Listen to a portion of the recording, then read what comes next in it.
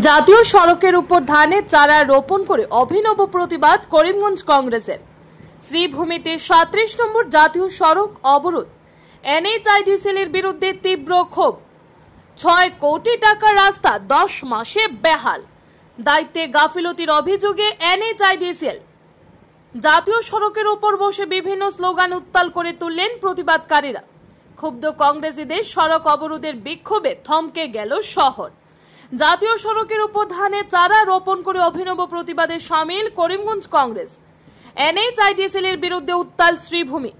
মাত্র ১০ মাস পূর্বে ৬ কোটি টাকার মেরামতি করা ৩৭ নম্বর জাতীয় সড়কের বেহাল অবস্থা। জাতীয় সড়কে সৃষ্টি হয়েছে বড় বড় গর্তের। সামান্য বৃষ্টিতে জল কাদায় একাকার হয়ে পড়ে এই জাতীয় সড়ক। শ্রীভূমি শহরের মধ্য দিয়ে যাওয়া আসা ৩৭ নম্বর জাতীয় সড়কের মেরামতির জন্য দায়িত্বে থাকা এনএইচআইডিসিএল এর ব্যাপক অনিয়মের অভিযোগ উঠেছে। এ নিয়ে জনসাধারণের মধ্যে ক্ষোভ পরিলক্ষিত হচ্ছে দীর্ঘ কয়েক মাস ধরে।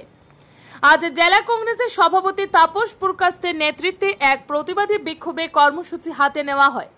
এদিন শহরের শম্ভুসাগর পার্কের সম্মুখে জাতীয় সড়কের উপর ধানের চারা রোপণ করে জাতীয় সড়কের উপর বসে প্রতিবাদ সাব্যস্ত করেন কংগ্রেসের কর্মকর্তারা। জাতীয় সড়ক অবরোধ করার ফলে দুদিকে কয়েক শতাধিক গাড়ি আটকা পড়ে যায়। জাতীয় সড়ক অবরোধের খবরে ঘটনাস্থলে পৌঁছায় বর্ডার ডিএসপি মুকুত কাকতি।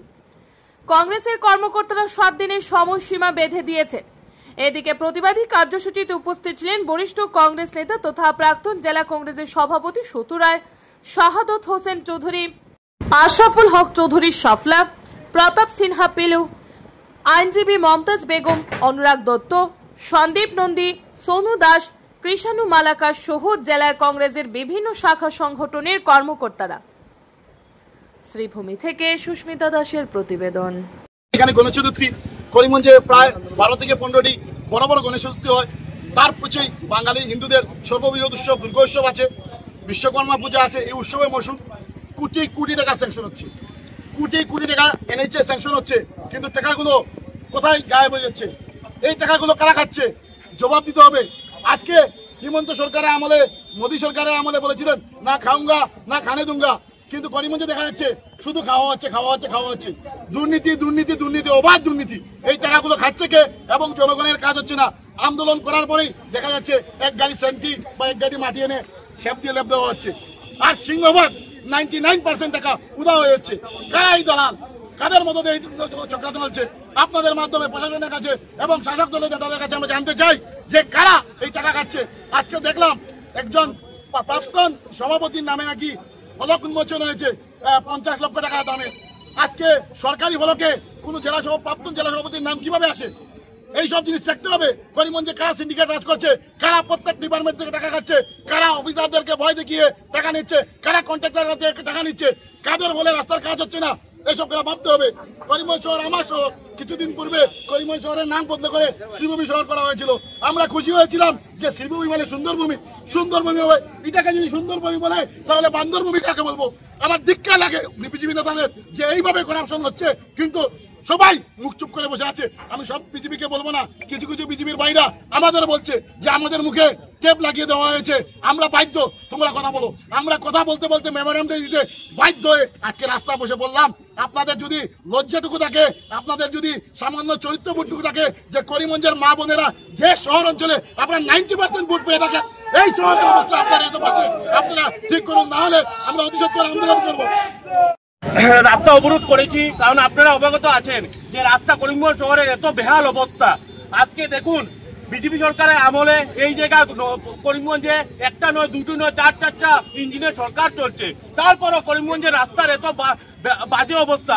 আজকের দিনে করিমগঞ্জ শহরে একজন মন্ত্রী আছে, কিন্তু উনি এই বিষয় নিয়ে কোনো মাথায় লড়াচ্ছেন না, কোনো কাজই করছেন না। কিভাবে গরু চুরি করা যায়, কিভাবে মানুষের পকেট থেকে টাকা আদায় করা যায়, সেগুলো নিয়ে ব্যস্ত। কিন্তু আজকে যে মানুষ, করিমগঞ্জের মানুষ এত হয়রানির শিকার হচ্ছে। আজকে সকালবেলা হলে স্টুডেন্টরা স্কুলে যেতে পারে না।